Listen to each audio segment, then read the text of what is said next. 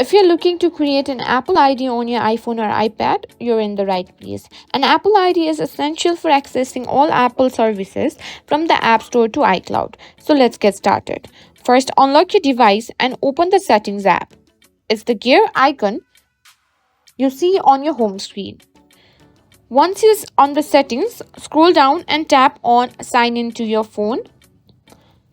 If you don't see these options, look for Apple ID at the top.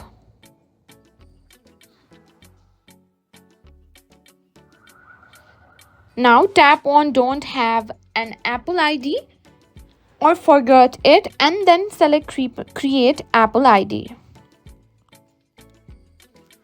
Here you'll need to fill out information. Start by entering your first and last name, then tap on your birthday and select your accurate birthday. Tap Next when you're ready. Next, you'll need to enter an email address. This will be your Apple ID. Choose a strong password and then re-enter it to confirm. Make sure your password meets Apple security requirements.